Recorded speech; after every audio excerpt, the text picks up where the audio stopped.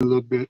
Okay, so I'm gonna go ahead and now. It's time for us to sit down at the table and turn this chaos into something stable. For love, one on one. We will not accept defeat, not on our land, not in our streets. Getting it done, reaching out to save the youth, letting them know the truth. Slim Nation is where good conversations dwell, positive affirmations where make a strong nation as we spread the love. Slim Nation is where good conversation. Well, good morning, all, and welcome to the Slim Nations One-on-Ones podcast. I'm Slim Overton, and welcome, and you can see us live on Facebook and YouTube and X, which is formerly Twitter. And I have a special guest with me this morning. We're going to have a one-on-one, and her name is Amir Creekmore. And good morning. How are you? Rich Rising King, how about yourself? I'm golden over here. I'm doing great, and let everybody know that we're starting late. If you were looking for us at 8, because it's always something with technical difficulties, and we have them quite often here. But the show must go on, and here we are. And I'm glad to be with my friend. Been knowing her for a long time, and Absolutely. see her off and on, but follow her on Facebook for a long time. One thing, she's been on Facebook. She opens herself up to the ups and downs, and and people that do that, it's sort of therapeutic for the person that's doing it, but you're also helping somebody else that might be going through something similar. So I always appreciated you sharing, your story, your journey with us, almost daily, and sometimes you're quite comical with some of the things that you say. From my dad. Yeah, and I don't even think it's intentional. It's just something that's in you, just while you're telling your story. So that's what makes it so interesting. So I'm glad you. Lemonades. That's what I'm used to making lemonade. So. Yeah, how about that? And I'm glad you agreed to be on. I know you've been busy. You've been on the different shows. You've been on the Hampton Roads show, and that's huge. So I feel honored that you come to my little space here. But your big anyway, space. Your big space. Well, I appreciate that. So So what I wanted to do with you, we're going to talk about, and you have an event coming up this weekend, and we're going to talk about that as well. But I wanted to, when you were growing up, in the city of Portsmouth, of course, you went to the great I.C. Northam High Greyhound School, all day. Norfolk State, and yes, NSU all day. Yeah. So, and you were end up being an entrepreneur. You had your own shop, and you can talk a little bit about that. But I want to get into when you were growing up, even before I.C. Northam, growing up in the city of Portsmouth, and a lot of us don't realize it until we get older that we had some influences that sort of helped us along the way, or people in the neighborhood, or people, we know you're related to Senator Lucas. Yes. And that had to be an influence, just watching her growth through the years as city council person. Oh my God. Yes. Well, I guess, yes. Well, on that note, you can say I got a lot of information from Senator Lucas. I guess you can say in the political realm, I learned from the best. She has inspired me a lot. But she also taught me to stand on my own, and for me, it's about integrity. I can take advice, and I can, I welcome constructive criticism, but at the beginning of the day, and she will give it to you. Right. But will she? Well, wait a minute. That's another. We need another we need another segment for that one. But I know.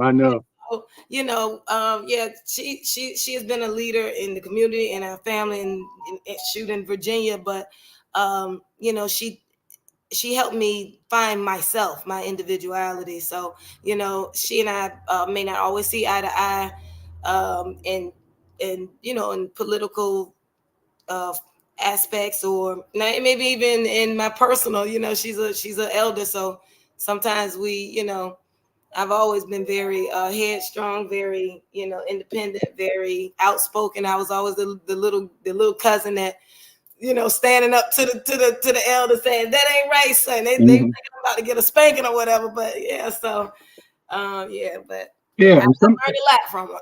yeah, and sometimes some of those disagreements are a good thing, you know, because Sure is.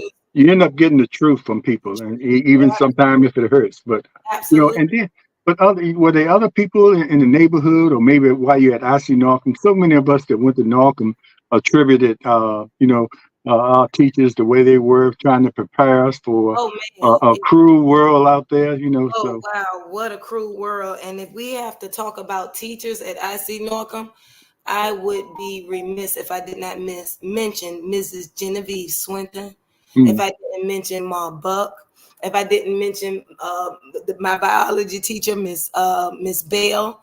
You know, it's a lot of teachers that influenced me over the years. I could go back to Waters, to Mr. Ben. You know, I can go back to Hodges Manor, Mr. Bennett. He was a rock and roll. He played rock and roll on the weekend, and I thought that was really dope. Right, yeah, he got brown hair. You know, he shows us. You know, it's about relatability. You know, yeah, sometimes we get older and we forget that, and I think that's the disconnect that we have when it comes to the elders, and then my generation, and then the next. You know, right. sometimes I find myself, I'm in the middle, like the middle, you know, middle child. You know, I'm trying to, the elders are looking at me like, hey, you know, it's, you know, things are serious. You need to, you know, be a little bit more serious. But the young people, I'm looking at the young people, and I remember how they lost me. So I'm, you know, so you don't want to you don't want to lose the next generation, because they are needed. They really are the future, which is the reason behind my entrepreneurship conference. So. Yeah, so and all that, you know, kind of shapes you into the person that you end up being. So, so how did you, you know, in Norcom and then Norfolk State, what got you into your entrepreneurship? So, I mean, did you have jobs? Did you say, you know, this is really not me, you know, working for somebody else? I can do, you know, or did you have that sense, you know, even through Norcom or growing up, you know, watching other people, that you always wanted to be your own boss or work for yourself? Where did that start? Actually, I did. Well. Let me tell you where it really started from. Actually, this little broke comb right here reminds me of where it started from, and this wasn't even planned. But I started doing hair in my mother's kitchen when I was 12 years old, because excuse me, Slim, out my eyes irritated. I'm sorry. Go ahead, Um, take your time. yeah, I started doing hair in my mom's kitchen when I was like 12. I was going to Waters, W.E. Waters, and if anybody knows anything about, you know, Portsmouth or in most urban areas, you're gonna get picked on if you're not looking the part, if you know, you're not wearing the flies clothes. And so I'm going to school, and you know, all the little girls are getting their hair done, and my mom couldn't afford to send me to the salon. She couldn't Mm-hmm. afford to send me to the, you know, where all the popular girls went. They were all going to, you know, at Yeah, the time they were all going to a lady named Portia, you know, a lady named yeah. Portia from Portsmouth, all the popular girls going there. And, you know, I was tired of getting picked on about my hair. So I was looking at the little girls in school, and I would, you know, go home and, you know, try to, you know, replicate what I seen them, you know, do or have done to their hair. And the first day I went back to Waters and I did my hair, and like 3-4 of the little girls come up and they were like, "Who did your hair? Me? You went to Portia." And Mm-hmm. that was it was a pivotal moment for me, because I wanted to be popular, and I wanted to be liked, and I wanted to be cool. So it was either one, tell a lie and say, yeah, Portia did my hair. Then I got to figure out what she looked like, where her shop at, or, you know, in case they ask me more questions, or two, make me some money. mind you, my mom, she's a single parent. She, she's working 2 jobs sometimes. I'm seeing her, at night. It's, a lot going on, but she's holding it down. She's a lover. When she's there, she's tucking me in at night. She put that there, even though she couldn't be there physically. My daddy, Lord knows, his sweetheart, he's here with me right now, but daddy was busy running the streets of Portsmouth. It was too much going on in Washington Park. He was having too much fun in the city. It was just, he was doing things. So, he worked, but he had it was just a lot going on. But anyway, I said that because that was the moment I decided. I said, I did my own hair, and I said, I can do yours too for $10. So started from that point on, from 12, 13 years old, up until I got out my mother's house. On the weekend, I have like 10 to 15 little girls lined up in her kitchen. Wow. $10 a piece. So, by 9th grade, I'm buying my own school clothes. I'm helping my mom because she's doing the best she can with what she has, and shoot, I'm still, kids are mean. Kids can be cruel. They bully and, affects us differently. During those times, they can be cruel. And it seems like you pulled yourself up. I mean, you pulled your self-esteem up, against some odds that your mother was doing the best she could. She was working to support you, but you did that. And it seemed like once you started doing that, I guess that's when the entrepreneur spirit hit you. And it probably was kind of would have been hard from then on for you working for somebody else because you knew you had the ability. All you had to do was hone it and get to that point where you could do it on your own. Well, actually, Slim, you're right, and I didn't like working for other people. I've worked. I actually was a substitute teacher for the city of Norfolk during when I was attending Norfolk State, and during my cosmetology years, I substitute on and off for Norfolk Public Schools over at Booker T High School, Norview High School, all the Norfolk schools. And I did like that because I had a just a love for the youth, and I feel for the youth because of the way I came up, knowing how hard it is to, maneuver through life as a young person, not being understood. You don't even understand what you're going through. Your parents don't understand. They're barely, some of us weren't planned. They didn't plan for us to be here, So a lot of times, I know I had to tell my big sister. I'm the youngest of 3 siblings. I have 3 older sisters. My dad having 2 daughters with his previous wife. My mother having one other than myself. And I just try to be transparent because a lot of times I do share my life, and a lot of times family, mother's side, daddy's side, they don't like the fact that it's airing your dirty laundry, which is how I came up with my podcast that haven't launched yet, but it's Dirty Draws Airing, because what we bury inside buries us. One thing about the truth, first it angers, then it hurts, then it heals. I got to attribute my confidence to one of my uncles. I just was talking about I don't know if you caught my live the other day, but my mom called me. She was so distraught because one of my uncles called her. He lives out of town. He said, "Where's Mimi getting all this money to do this conference? And what is she doing? She, well, I talked to some people in Virginia, and I hear she's down there. She's just a con. She's a this and that." Now I said, "Hold it, Mom." And she was so upset. I said, Mom, we can't. And normally I would go up with her because it's, it hurts. Poor thing. Sometimes it hurts when it's coming from certain people. And it really angers when it's not true. So the truth can't hurt and anger, but sometimes a lie can piss you off just as well. You're exactly right. And that's those things in life, can stop most people from doing what they want to do.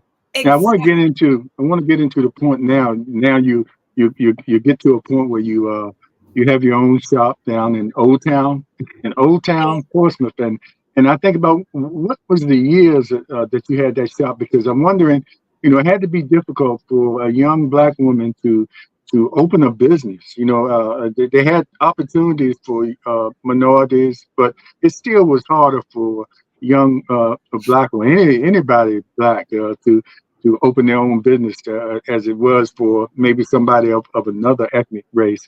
We saw that all the time where other people could get more than what they needed to open a business and get started, but it was a little difficult. You got just enough or not enough to start your business, so everything depended on the success of that business. So how did you navigate all that processes and to get to the point where you open your successful shop?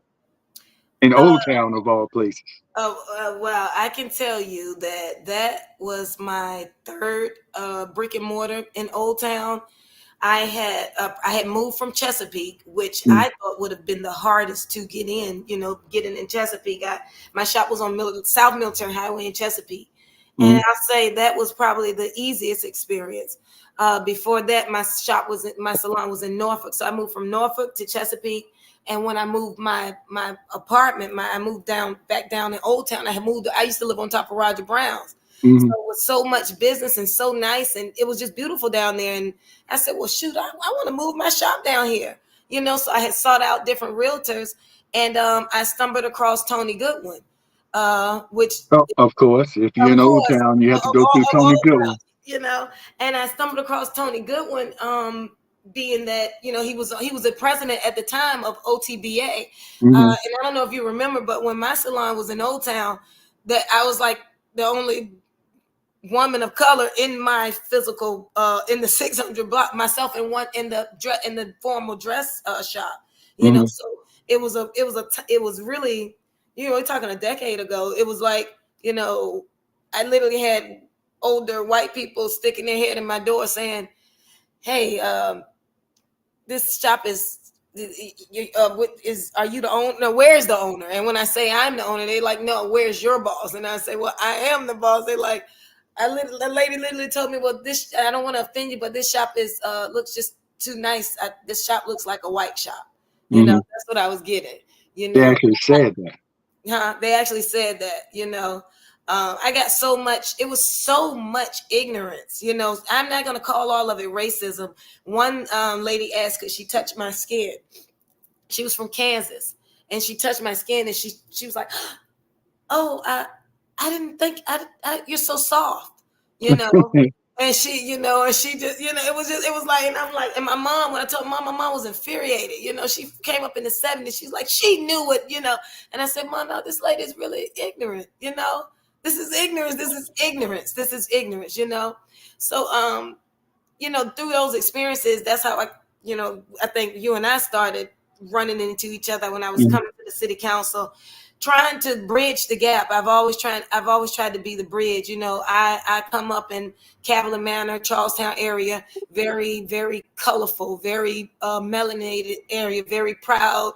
You know, my grandmother owned a house on Horn Avenue. We lived in Charlestown. You know, it was proud. It was Black. It was proud. And, you know, so it was like I felt like a fish out of water when I got to Old Town, you know, and you know, so which is how we met. Like I said, doing well, initially my organization was Virginia is for Lovers, Not Racists, and Virginia sent me the state of Virginia sent me a cease and desist letter, and it was certified. It was inside of my security building on my mat, unstamped from the post office, you know, and at the time there was a Virginia is for dog lovers, Virginia is for boat lovers, Virginia is for everything, but the Virginia is for Lovers, Not Racists, they didn't like it. So actually, Senator Lucas, I'm sharing this now, but at the time, you know, when I was going through it, she called me and she was like, Ami, you changed the name. You changed the name. You keep your organization, and you change the name to VA Lovers, Not Racists. And that's how I got to VA Lovers, Not Racists. Not that VA for Lovers, Not Racists. And I just took out the 4. So and from there, you know, I realized, okay, this is you know, I wasn't political, nor did I want to be, but I understood politics was needed for what I was trying to achieve. So what was your what you know? I mean, you had the business, and you also, you know, because you growing up and being around Senator Lucas and other people that you saw that were active in the communities. Because if you were around Cavalier Manor, it was a lot of people that were active, you know, politically and you know, in the community and things like that. So when you had your shop, you also, you know, you were servicing people, and you could have just stayed in that little world, you know, but you also open your shop up sometimes to just sitting down with people, inviting people to have conversations about the issues that were going on in Portsmouth. I think I came to one, or I watched it on Conversation live. parties, yeah. Yeah, but I mean, and then you had a diverse crowd in there. I mean, it wasn't like let's invite all the dignitaries. You No, had people there that were from the neighborhoods, some from the streets, yeah, and those are the voices that needed to be heard. And that's absolutely. what I appreciated about that during that time. So often we ignore those voices of the people, the everyday citizen. And it's important to have the people that have the experience in politics and everything. But we can see them anytime, but we need to hear the voices of the people. And Right. that's one of the things you did with your organization. I think that's what motivated you. There you had walks and everything, just trying to bring awareness, to people about, it's still some races out here. We need to, if we're going to be Virginia for lovers, how can we still be racist out here? So I think Right. that was part of what you were trying to convey with your group. And That's exactly what I was trying to convey. And I was met with a lot of flack, yeah, on I'm sure. both sides. It was so disheartening. Like it literally made me throw my hands up with politics. From that situation, I received. I almost lost my freedom. Literally was framed with my firearm and everything. I was not just a political activist, but I was a gun activist. I was an activist for women's rights. And you were a responsible gun owner as I was well. a I very, want and to add that. still am. My Mm. mother's two baby brothers, both retired police officers. My uncle Jay retired from the Capitol Police Department. My uncle Daryl retired from Portsmouth Police Department. My mom's side, very government, very political senator. Of course, my mom's side, Lisa Lucas, my cousin running for mayor. She's mom's side. But this event, my event is not political. I didn't want it to be. Of course, the issues are political, and people make it political because it's a political season. And sometimes politicians use what they use events, and they use people. They use honest people. They use people with integrity. To get their point across, and then you don't see them again till next election, which is why, which was a part of my plight when I was in Portsmouth, and I was vetting for different politicians. I Yeah. noticed on your page, Mark Gedoldig-Yatrowski, is he running again? Who was that? Mark Gedoldig. No, not this time. And Okay, that was okay. I stumbled across yeah, that. but he still goes down to council and wisely tells them his feelings. And he's a part of the other show I do here. He comes on from time to time, and Oh I wow! respect I Yes, respect his opinions, and I bring him on when we're talking about Portsmouth politics, and you know, absolutely. and I try to have a mixture of people, that talk about certain things on Portsmouth Coffee Absolutely. Talk, which is the other show I do.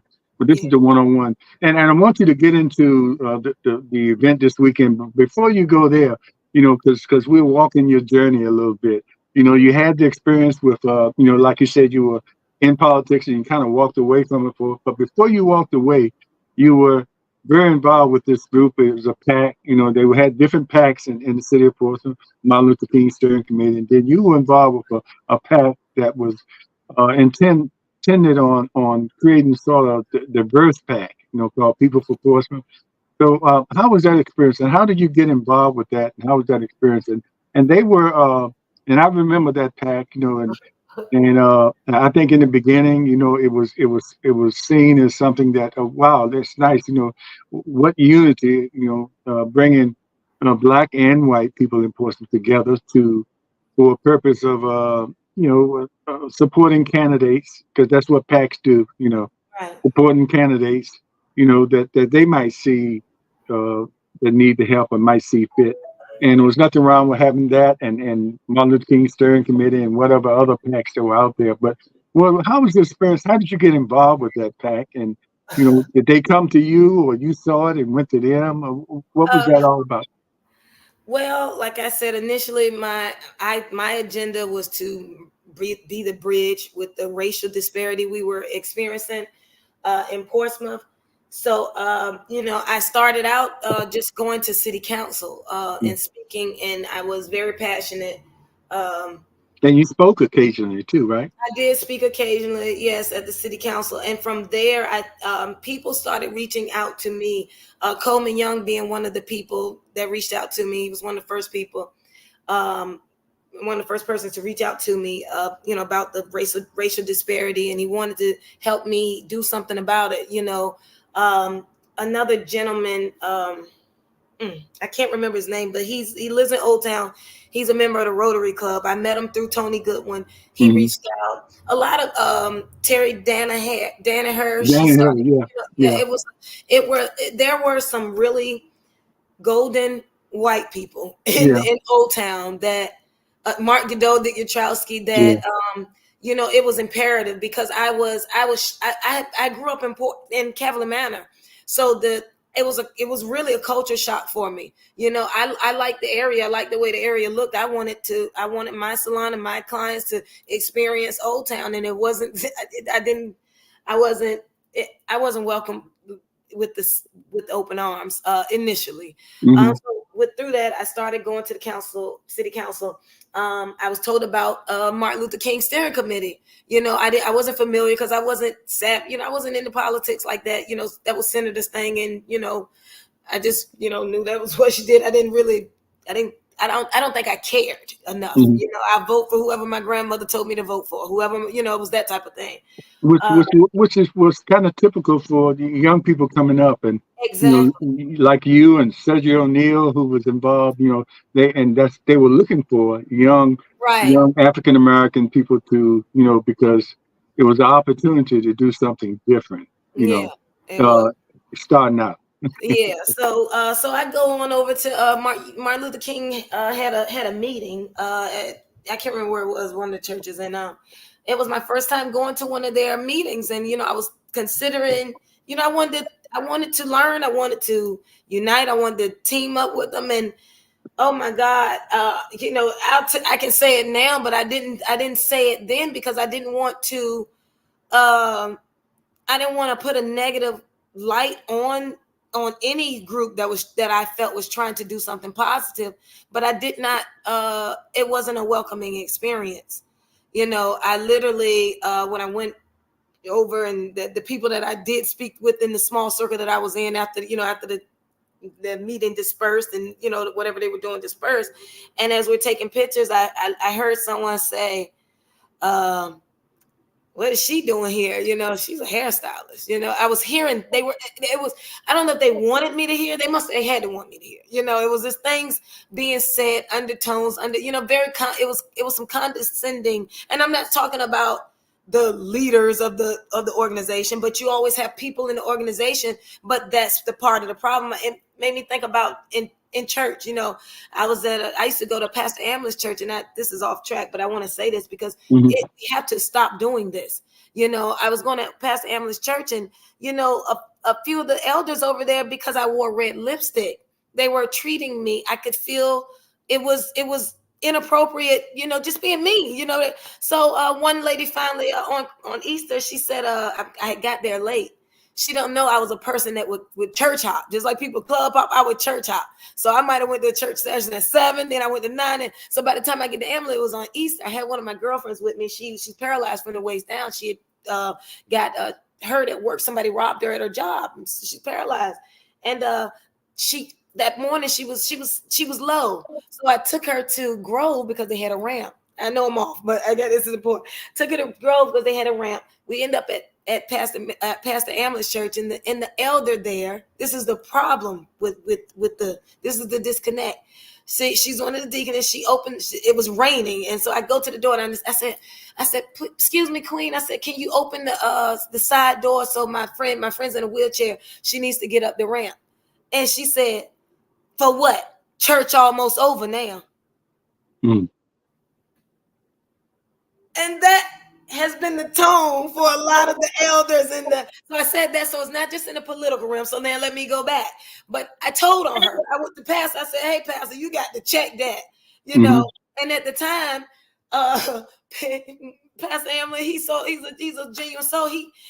He went and announced. I wasn't even there. One of the goddesses called and told him. He said, he told they ought to be ashamed of themselves. At the time, I wasn't even a member, but I was doing way more works, than a lot of the members. So sometimes people judge you for how you come packaged, and I'm a hairstylist.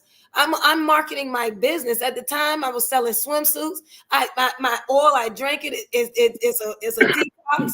So I am a walking brand. And a lot of times people in your small areas or small towns like Portsmouth, I'm a lot to take in, and I find myself trying to dim my light, to the point, I'm walking slouched up out, and y'all, they really did a number on me. And I realized they're doing a number on the rest of those little girls in Portsmouth, and the rest, we can't do that. We gotta get away from that. But anyway, Spirit said Martin Luther King Steering Committee left a lot to be desired. So much so I was like, you know what? Okay, maybe it ain't my thing. But I gotta call. Let me make the point that they do a lot of good work, and it's people in every organization, like you mentioned, group that might be, just happen to be members there. But on a whole, the Martin Luther King Steering Committee does good work, and it's not for everybody, but but I just wanted to make that point because I used to be a member too, which I'm not anymore because I wanted to do some other things. But I just wanted to make that point. It's not necessarily the group. Sometimes it's the people that are there. Right, and that's the thing. As a group, it pushes a bad light on the whole group because sometimes people don't just and that's why I told the story about the church, because because one thing about those political parties, they're gang. For lack of a better word, they're gang, on each side. And I learned that really fast. That's how I ended up with a gun charge. I didn't hold anybody at gunpoint. 3 women of color said I held them at gunpoint in a salon in Portsmouth. It never happened. It never happened. I had cops, detective telling me before it happened, you're going to have to answer for that gun. When the young lady that owned the salon, I went to her and I said, Kendall, and I said, this is a lie. Why are you letting this happen? I'm an activist. This is that. I have a chronic disease. I can't go to jail. This is a lie. She threw her hands up and she said, oh, well, people just don't like guns.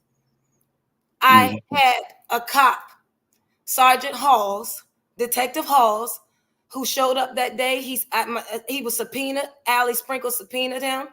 He came to court. He testified that I acted within my rights. My actions were warranted.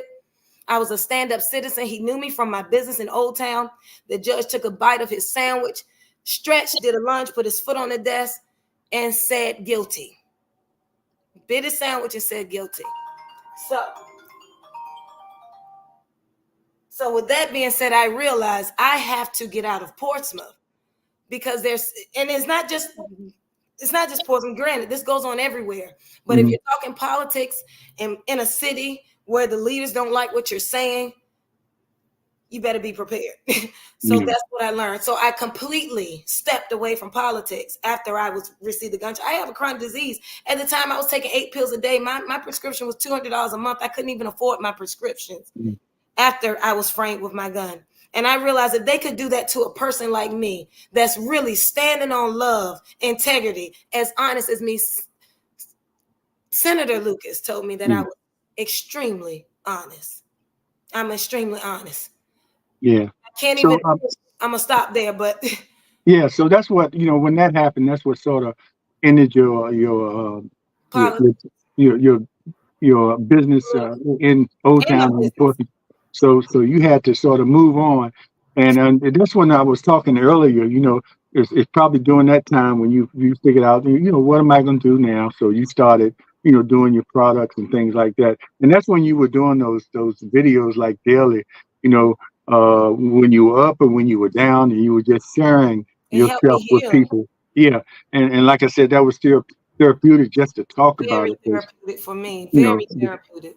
Because that, when I went through my health issue, needing a heart, I remember that. Yeah, that whole time, I was talking on the video every day. So that helped me, share, my experience every day. So, that's why I kind of linked with you. I saw you doing that. I said, okay, she's doing the same thing I did because that's the way I dealt with it. That's the way I came out with it because it was a serious thing. It could could have been the end of me, but Yes, I had to accept one way or another. I'm either gonna be here or not. gotta keep But you let me right. share my journey. Yeah, So anybody else going through this, because your mind is a powerful thing, and if you let it get away from you, then you are unable to move forward, and you were able to do that through yes. your your daily Perseverance. you're sharing your deal, and then people would tune in and say, "Yeah, wow, I feel, I'm gonna pray for you," or "I feel that I've been Yeah, through that too."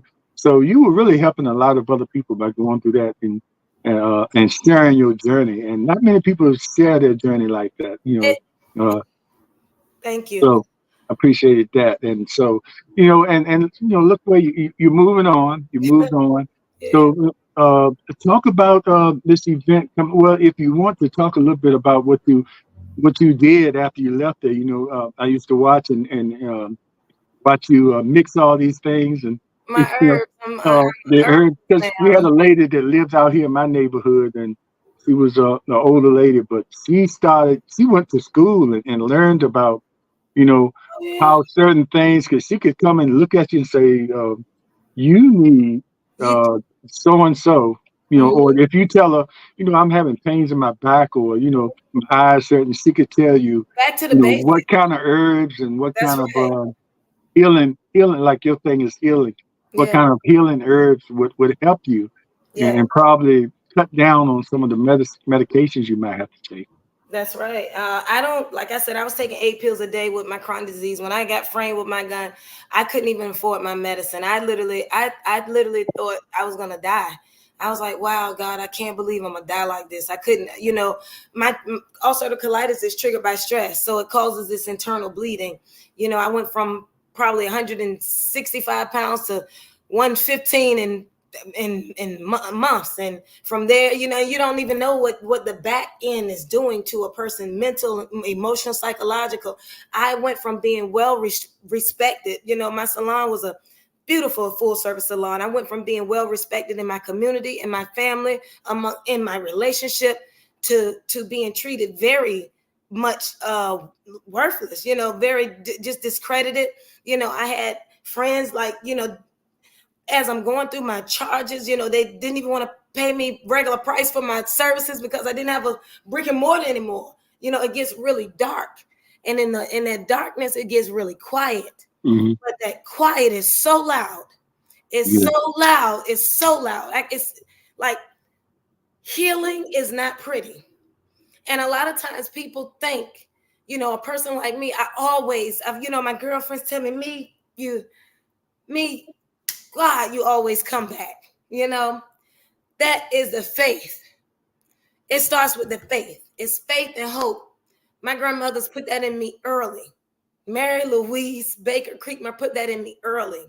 So that didn't waver. Fast forward, I prayed.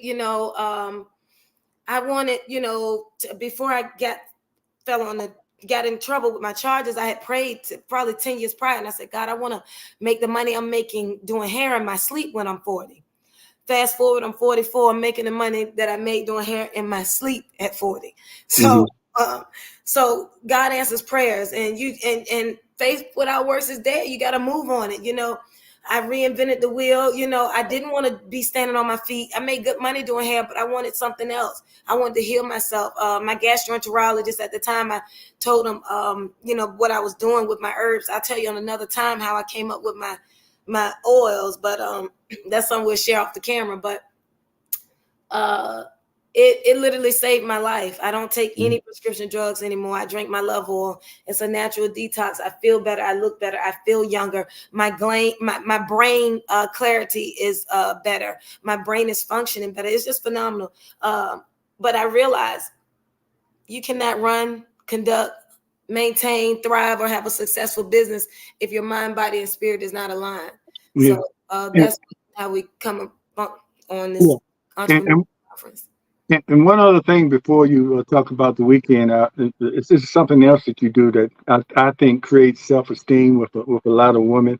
Okay. You also did swimsuits, and Oh, and what you do, sometimes like when you go to the beach or something, you wear those and gives women the confidence to feel good about themselves and what they wear, and wear things that they wouldn't normally think about wearing because of their appearance or how they feel about self-esteem, how they feel about their own bodies.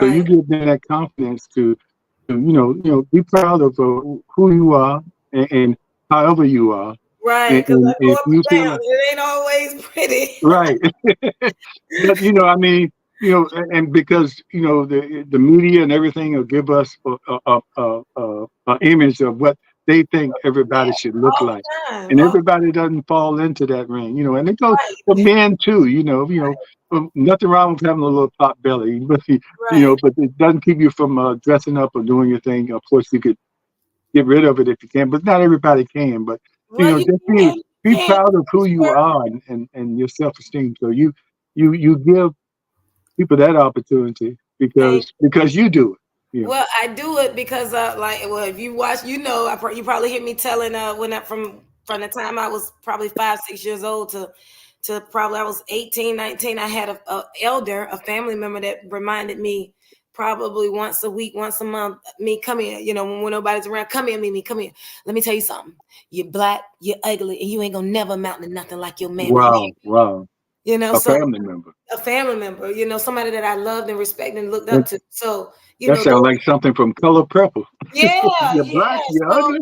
yeah, you're black, you ugly, you ain't gonna never. And then I'm coming, and I came up in a family that was, my immediate family, my grandmother's children. They were, they were fairer skinned than myself. I was, I literally started thinking, dog, I might be adopted, because I was so brown, But that came from my dad's side. My dad being a, man full of melanin, but I didn't like my skin. I didn't like myself as a little girl because I didn't like my hair. I didn't, I just didn't like it because I didn't look like the rest of my little cousins with the, what they call good hair. My daddy was, he wasn't around as much, but on the weekend or when I did get with him, I share my plight, what I'm going through, and daddy is always build me up when he was around, So like even with me doing hair, and I told a family member when I was a little girl, I said, I'm gonna open when I grow up, I'm gonna open my own shop. And they said, knock it off of me, dreams die first, And I'm like, dang, so I had to go back and tell my dad, and daddy said, they lost their mind, me. You can be anything you want to be. I don't care if it's the goddamn president of me. You can be that, So my daddy has been that for me, along with with my self-esteem. I said, Daddy, I go over and I probably might have been 10 years old and I'm sad. And he said, what's wrong with you? And I said, well, Daddy, I'm ugly. He said, my daddy cursed. He's like, the H is wrong with you and me. Are you crazy? Mm-hmm. You're beautiful. Look at you. Why you say that? I said, well, because the kids say I don't have good hair. I got bad hair. He said, good hair is hair that don't fall out of me. Don't you ever forget that. Through relationships, now in 2024, the music, the industry, the Hollywood, they have the young women thinking that they have to alter their bodies. At 18, they're getting breast augmentation, they're getting, fake bodies, they're getting all this stuff done to themselves, and it's all because of what the music is saying, what the leaders are doing, what the world is doing, and it's corrupting us. So, I think love can push out a lot of that. A lot of times we meet that with good measure. Whether if it's hate, we meet it back with hate. If it's jealousy, we return it with, And so I constantly each day I try to make a conscious effort to love and set that tone, and I know that I look at the youth because of the heightened crime and everything, the murder rates in Portsmouth. I was a little girl in Portsmouth when I experienced some trauma, and I didn't experience hardly what my little cousins and the young people are experiencing today. Yeah, it's really tough so on you. that compelled me too. And I want to say this, back on for the political parties. Mhm. I went over there with Martin Luther King Steering Committee, and they made me feel I felt classism over there. It was a lot of that. But when I went over to People for Portsmouth, I felt concealed intent over there. They asked me to be on the board. I joined the board. I felt that it was going in a good direction. Until the closed meetings. I don't know if the closed meetings ever made. I don't know if the business of the closed meetings ever got out, but I ended up stepping down from People for Portsmouth. I cussed the board out, and the closed meeting. That's when the real. I said I was told that I had a meltdown over there. What you were told, Keith Brown? Yeah, I cussed those people out so bad when it came down to, because during the time it was political. It was they were vetting for it was the gentleman, that the city attorney that was running against Stephanie Morales, and at the time, Martin Luther King Stern Committee was not favoring Stephanie Morales, and neither were. It was a mess. But long story short, Pam Coppell, the president of that that organization, I tell you what, what's that guy? You just mentioned his name. The young Sergio. He was in that closed meeting. I cussed Sergio out too. I cussed everybody out. And I told him, I said, if y'all looking for a token, you know what? This ain't it. I'm not that. So yeah, it kind of. I wasn't a part of, but I was around during that time, and I was. I probably was a part of Martin Luther King in, or either. I think you were on that board. I was just supporting. You remember when I was over? Yeah. And then it started getting kind of confrontational, like crazy. not like you support, because I was supporting candidates for years, so I never had any animosity against who was supporting somebody else, because okay, that's your choice, but I'm not going to hold that against you because that's your choice. But then it got to the point where people were not liking each other because who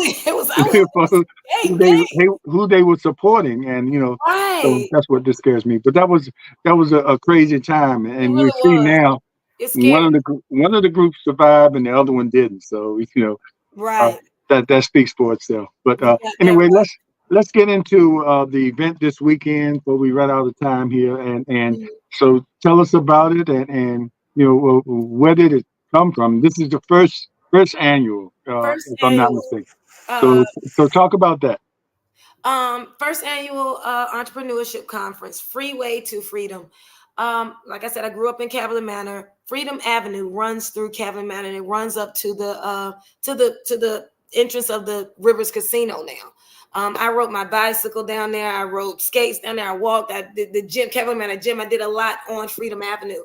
And what I realized, we're all just one mistake, one step, one bad decision, one love movement, away from our life changing, or even one phone call. Portsmouth violence has gotten so heightened, and I realize a lot of it is the youth. I saw let me just be blunt. My little cousins, I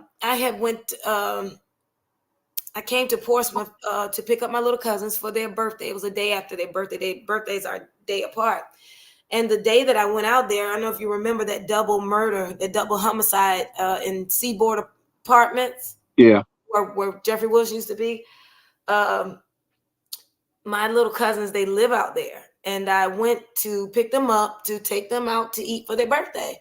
I drive 25 minutes away. I live out the beach and go and pick them up. And the one's 13, one's 17, and the 17-year-old came out first, and she kind of got in the car, and she got in the car and she ducked. She got in the car and she kind of ducked when she got in the car. And then the other one, she ran out and she kind of, that trauma.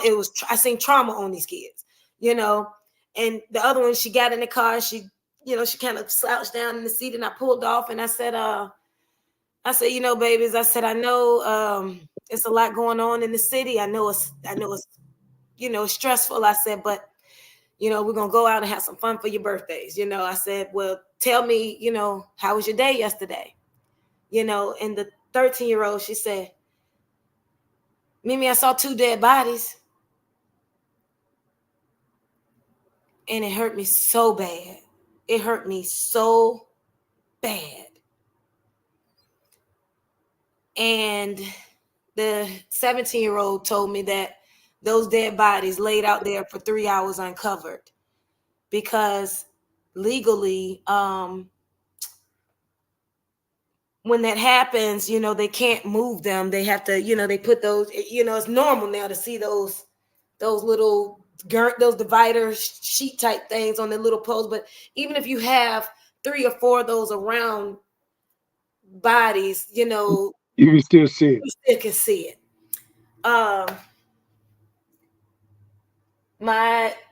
Those bodies laid out there for 3 hours uncovered during the daytime.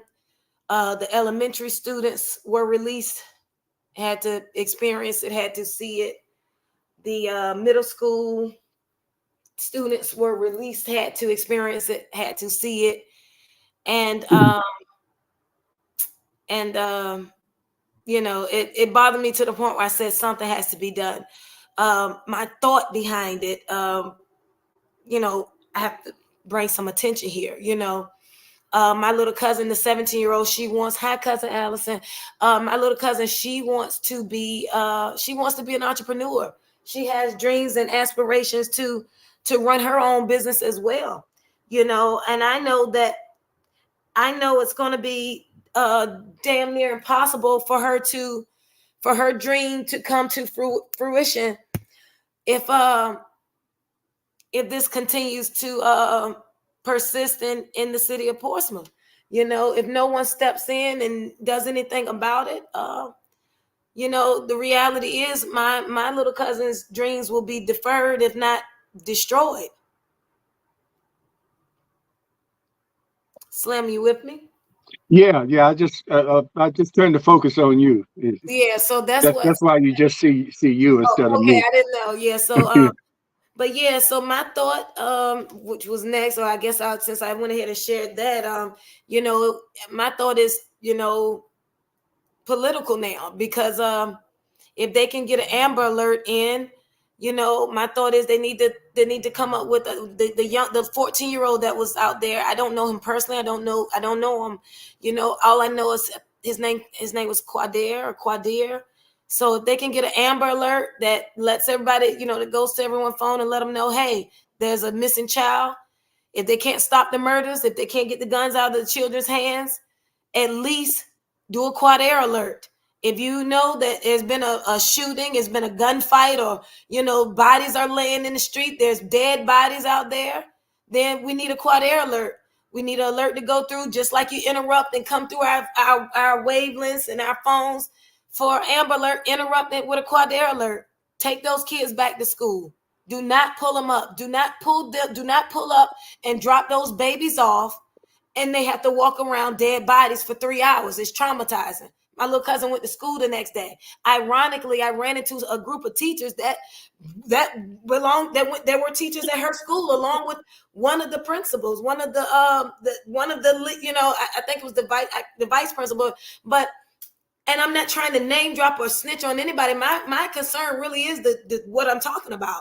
And I shared with them, hey, this has been 3 months ago.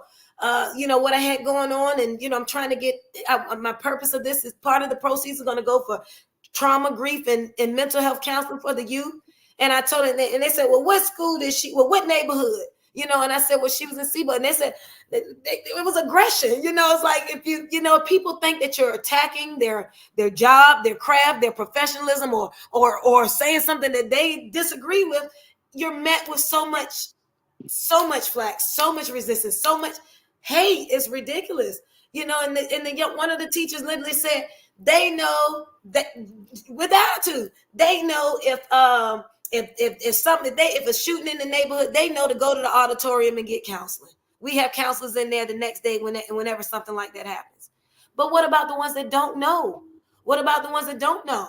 And when I went back and asked my little cousins, I said, hey, baby, a week later, did anybody come and ask you how you feel? Did anybody ask you, did you need counseling? Did anybody come and tell you? And she said, no one but you. No one but you. She said, no one but you, which means nobody in the household. Why? Because they're numb to it. Because her mother's traumatized too, and her mother's traumatized too. And I know because because I've been traumatized too. You know what I mean? So it's a disconnect there too. You know, but Yeah. if nobody cares, you know, Yeah. And it has to be addressed though, because it will never get out of your mind, or there'll never be something that you can it's still there. truly deal with, you It's know. still there, right? And so, and I know because I got trauma that's still there from when I was her age in that same city. And it's not going to get any better until somebody stands up and do something about it. And we know the politicians only show up doing mostly doing political season. I can't even tell you how many times I vetted for politicians, stood up for them, went to back for them, went to business, went to my friends, the round the way people, and hey, this person, this person, this person. And then I go back the following term and try to vet for them. And they said, me, that person, we haven't seen them since you told us to vote for them. Like, no, we done with that, me. You know, it's been that, you know, and that's disheartening. You know, the only reason why you see me back in Portsmouth in this political season because my cousin personally asked me to show up. Vice Mayor Lisa Lucas Burke asked me to personally show up and support. And because I am a lover to a fault, I'm loyal to a fault. I stand on integrity. I try to be a woman of my word. When my father's side called or my mother's side, I show up.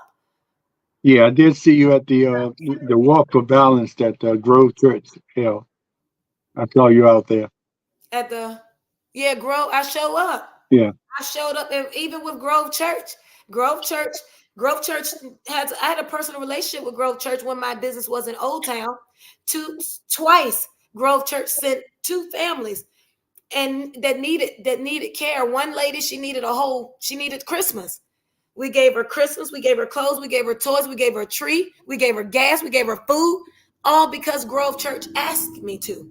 I didn't have money put away. I had some phenomenal professional women that consist of doctors, lawyers, and a few other business entrepreneurs, people like Rob Jones and Brandy Jones, who are on the panel of my conference, business, you know, leaders. I sent a text out and say, hey, y'all, we got a Grove Church just reached out to me. They've reached their limit to what they can do in the community, but we got a young single mother here that needs Christmas. And what happens? The money comes in, the means come in, and that's what I did. Same thing with the homeless.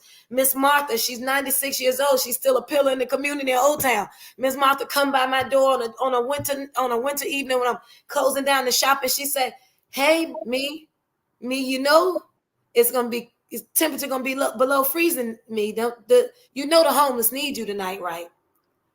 And I said, "Say less, Miss Martha." When I had just said to myself, shoot, it's too cold tonight. I can't go get them no cocoa and soup tonight. I got to. Mm-hmm. But because of Miss Martha out there in 30-degree weather, 90 years old at my door of my business, speaking and vetting and vindicating on behalf of the homeless, I got to get up and get on my phone and call Brandy. Hey, Brandy, tell Rob, get that mobile detailing stuff out the back of the van today that they might freeze that night. Then I got to call Miss Simmons. Hey, Miss Simmons. Hey, Queen. I'm a little short. I need about $200. I bought the soup, but I still got to buy the cocoa. You know. Tribe building. Yeah. That's what I've been doing. Yeah. That's what this conference is about. Yeah.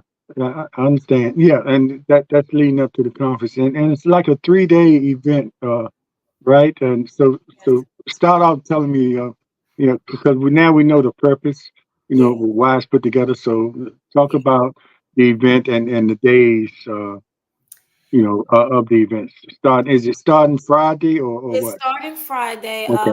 Friday is just a soft meet and greet at Roger Brown's. I think we have the time let me double check, but I want to say 7 p.m. The meet and greet at Roger Brown's. At 9, the goddess Shani. We've been invited to do a soft meet and greet as well over at what is it? It's in Chesapeake. I can't even think. I have to come back to it. I was trying to pull up the flyer, but my phone is glitching. So basically, Friday is the meet and greet. The main meet and greet is at Roger Brown's in Portsmouth, High Street. Saturday, the main event at the Renaissance Hotel from 12 to 4 p.m. It's going to be, we're going to have a host of speakers, just a fire panel We have like 12 speakers because we changed the date from Juneteenth weekend to July the 13th weekend. It kind of shifted the schedule a little bit. A few of our panelists have to be swapped out, but the ones that are there still will be streaming, doing a video stream. The physical fitness goddess Candace, she was one of the first ones that reached out and came aboard to speak, and she's actually being that the date was moved, she's due to be at her family reunion on that weekend, so she's not going to be able to physically be with us, but she agreed to do a video and just give some informative information about what she has to offer, as well as Tony Goodwin. He will not be physically there, but he will be doing a stream as well because he's going to his family reunion that weekend. So at the Saturday at the Renaissance with the speakers from 12 to 4. So is there a cost to that? Yes, it's $50 general admission for that. The tickets can be purchased on Eventbrite, or I have physical tickets. You can inbox me for those, or they can be purchased at Untouchables Barbershop on Des Moines Avenue, or Salon Boyle in Norfolk, or Angus Black, the actual host, the comedian that's hosting the show. It's tickets are around, so they can get those. That's for the general admission for the Renaissance. The youth conference portion, Renaissance is from 12 to 4. The youth conference starts at 3 p.m. at the Cambridge Hall, which is on Washington Street. That is a free event for the youth. Anyone 10 to 17 years of age can participate in that. Parents that or whoever, they have to be accompanied by an adult. The adults that attend the youth conference is a $10 cover charge, and they will be getting over there. They'll be getting building them, setting them up for being young entrepreneurs, life skills, etiquette, just personal practices and things that will help them throughout business. We're going to give them actual seeds to put in the ground. It's about health, covering our body, our temple. So we'll be sending them home with seeds, their choice of, I think we're doing peppermint, rosemary, and a few different other herbs that they can grow, because we got to start, healing ourselves and, feeding ourselves. The government and, it's a lot of processed foods and GMOs and, stuff that's causing us to be sick. And if we don't do anything about it, we just keep going up that road that the pharmaceuticals make money and benefit off us being sick. Well, let me ask you this: for the Saturday event from 12 to 4, which is $50, will people be able to pay at the door? No. Okay, so you cannot pay at the door of the Renaissance. So you have to have your a physical in advance. Yes, or you have to have or email, like e-ticket. And I absorb the cost. Being that we had so many hiccups here, I absorb the cost of the taxes and the processing through Eventbrite. So if they go up there, it'll literally be $50. Oh, and I forgot, we're raffling off a car. Oh, okay. It's a $50 raffle for the automobile, and that's just an incentive for the aspiring entrepreneurs, because what's driving us, business. What's driving your business is the thing here. Our motto here. What's driving me is the youth. But you can't drive or get anywhere without proper transportation. You can't conduct your business without, a vehicle. Well, you can, but a vehicle helps you get you to the next. Yes. Okay. Really a vehicle. So. Okay, it sounds good. So Friday at the Roger Brown's to be the meet and greet. Mm-hmm. So like a mixer, and then Saturday at the Renaissance, July 13th from 12 to 4. That's right. That's probably the one of the main events where you have the different speakers speaking about what the different ways of entrepreneurship or health and wellness. Mm-hmm. And then on that same day, the youth at 3 o'clock at Cambridge Hall. Yes, the youth, they can expect to receive etiquette classes, life skills, self-care, gardening lessons, human economics. The topics will be entrepreneurship, business development, violence prevention, farming, and physical, mental, spiritual, or energy transfer. Just to kind of set them up, because a lot of times we throw tantrums. I'm 40 plus years old, and you can tell them, Slim, I go live sometimes and throw tantrums because what we bury inside buries us. I realize that, a lot of times we're taught to, especially men, you're not allowed to express yourself or have emotions, and or be emotional, and you just have to have some intelligence behind the emotions. And a lot of times, well, with women, not all the time. I had to, like, even within this moment, I'm 40. I said, shoot, I'm probably premenopausal, sad but true. It's reality I had to face. Some days my dad is experiencing some early dementia since his stroke. I take care of my dad. He lives with me.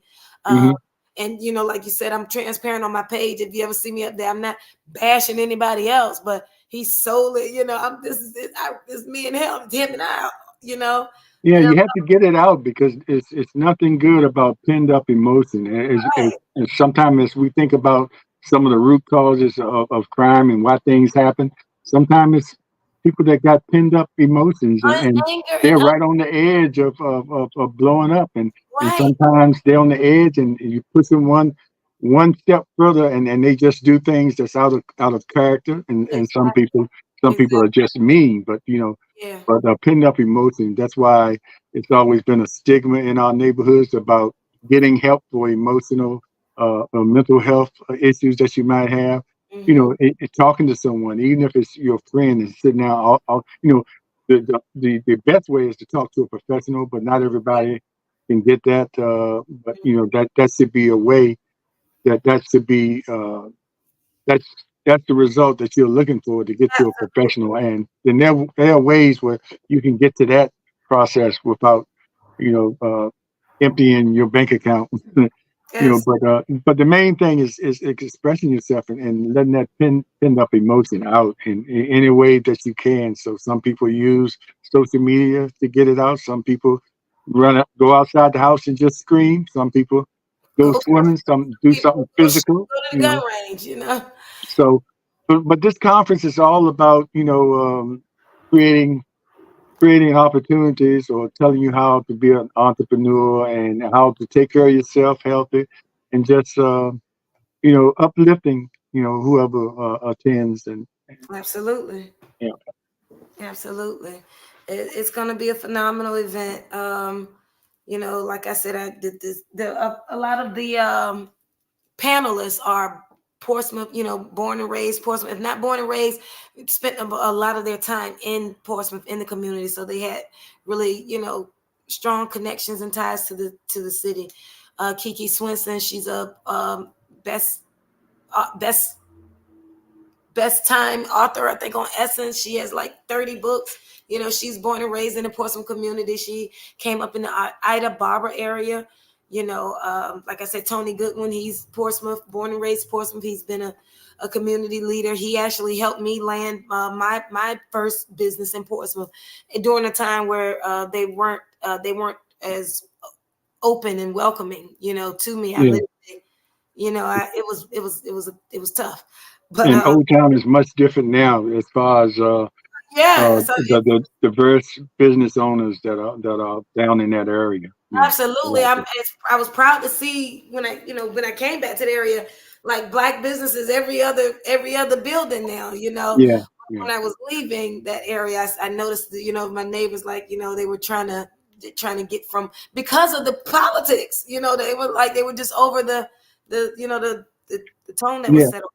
Yeah, because you remember at one time, and then we're gonna have to end in a little bit. But you remember at one time that the Old Town neighborhood was fighting against any business that came, especially if you came with a club, and It came with a a, club back.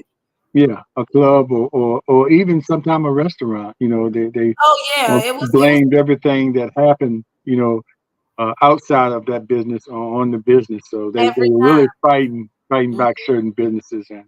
But Yeah. now Now it's just a little bit more open, and Right.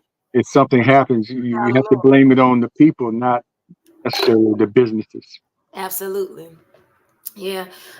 Yeah. So I mean, hopefully I've reached out personally. I have a lot of the leaders, political leaders, the community leaders I reached out to a lot of them personally. Some of them said they would attend, some of them left me on red. Uh, but I can assure the people that I did make an effort, an earnest effort. Yeah. I really do care about the community. I really care about the people in Portsmouth. You know, I don't care how far I go from Portsmouth.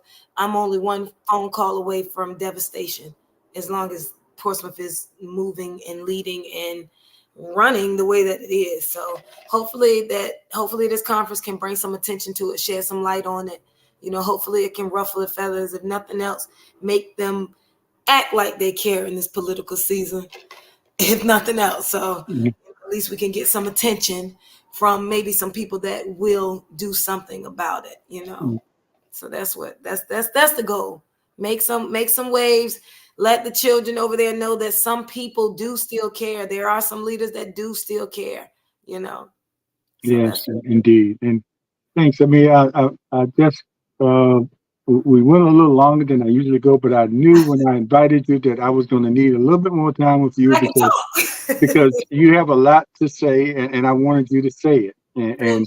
and leading up to letting the people know about the conference. I want to give a shout out to some of the people that were listening, Keith Brown, and I think when you mentioned about you were told being a black and ugly, Keith that he was Oh, told that too. oh, that. He Oh, was told wow. that too, and Allison Baker said hey, and Allison Baker, that's my cousin. That's my cousin on my mom's side. oh, okay. That's Senator's cousin too. Yeah, yeah. She grew up in Truxton, in the neighborhood that I grew up in. And Okay. Renee Caesar, Renee, Lee, Lee, that's my mom's god sister. That she's on your page too. yeah, and they either are still there or were there. And Lisa Graham, who has a business downtown, Lisa and Graham. I know that name. I probably know uh, her face. she has a salon, I believe. And Okay. Evelyn Jenkins and Bridget Harris and Daryl Thank, Choke. Thank you all for watching. thank Yolanda you all. Boyd Yes. Dawkins. Tyrese Beautiful. Orton, and I want to thank you all for watching. I want to Thank thank you. you, Ami. Uh, and I want to give you the opportunity to make a last statement before we go off. And yeah, go ahead and make I your last statement appreciate before you that. go off. And Thank you. because you still have your podcast. Well, that's another thing. We were supposed to launch that on Valentine's Day weekend. I literally flew out to Dallas. My co-host is a young lady, Kimberly Sears. She's a surviving quad amp patient, Mm-hmm. recovering amputee, and we didn't realize the emotional what would come behind that. I used a goddess, the goddess Rhoda Young. I know you. I don't know if you're familiar. You know Rhoda Young. Yeah, I saw that. I saw that interview. Yeah. Yeah, so we got a lot of views. We got 20,000 views, but the comments, you know, people are cruel. You know, Yeah. my friend went from being I used to utilize her for modeling when had my hair business, and you know, beautiful girl, kept her nails done, wore beautiful heels, and in 22 days she had to have her hands and feet amputated. You know, Mm. she went into the hospital. She thought she had COVID, a cold or flu, and she had an undetected UTI. Sent her into septic shock.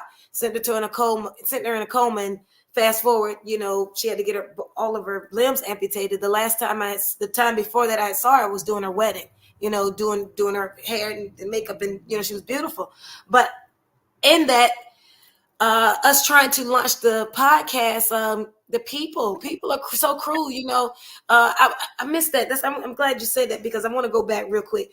During that time when I was sharing on my platform what I was going through, my lows, a lot of times people, you know, they're calling you crazy because you're emotional. You know, most people cry, kick, and fall out or whatever, and they by themselves, and then they get together. Everyone has breaking points. people have breaking points daily. They just don't, everyone doesn't show their breaking points. So during that dark time, I had family and friends, people that knew who I was, calling me crazy, calling me, just saying very negative things about me. And people need to be more careful with that. Bringing me to Aunt Beauty. We were supposed to go live with our podcast, and the comments that came in about my friend's limbs. I heard they were calling her arms. They were saying some really mean. These were adults bullying. To the point where we had to back up. We couldn't even do the podcast, which makes me. Brings me to this moment. I'm up in the air about trying to launch this weekend. It's already set up in my room, so I'll let you know, Slim, if we're going up. It's going to be kind of impromptu. I'll probably, reach out to Rhoda and try to do it again. But in that moment, the people were saying, if they can say that to a person like, and this could be anybody can get a blood infection, if they can be that cruel to an amputee person, imagine what they can do to the rest of the world. But inside of that, it still comes back to healing. My girl Kim, she was experiencing a phantom limb pain, and the narcotics that the doctors were giving her weren't working.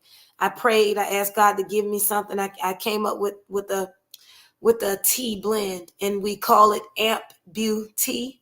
It was literally, she inspired me to make that tea. I sent it out there. When I went to Dallas, I took it to her. Well, I mailed it out when I got to her in Dallas. She said that tea worked better for pain than any of the narcotics that her doctors had prescribed her. So going forward, Aunt Beauty, when you catch this, let's go.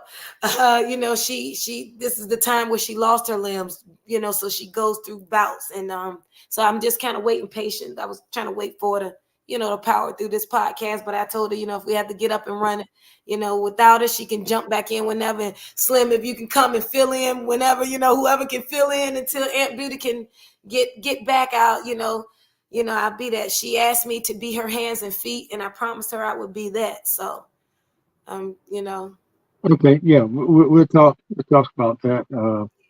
But I want to thank you again for coming on and sharing all the personal stories that you had and leading up to this event this weekend.